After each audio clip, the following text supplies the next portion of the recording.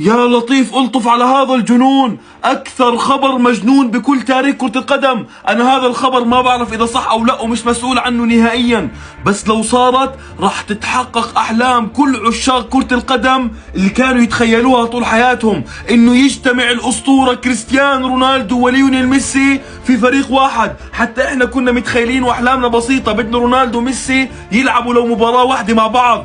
نادي انتر ميامي بده يحقق لنا احلام الطفولة، وهذا الخبر مش من عندي. صفحة عبد العزيز العصيمي هو صحفي سعودي، انا هذا الخبر مش مسؤول عنه نهائيا، بس نادي انتر ميامي يود تقديم عرض للتعاقد مع كريستيانو رونالدو لينضم الى نادي انتر ميامي في الموسم المقبل ليلعب بجانب الاسطورة ليونيل ميسي. بكام رئيس انتر ميامي بده يحقق احلام كل عشاق كرة القدم، احلامي واحلامك، عشاق رونالدو وعشاق ليونيل ميسي، كلياتنا بنتمنى انه رونالدو وميسي يلعبوا بجنب بعض. ولو صارت وكان هذا الخبر صحيح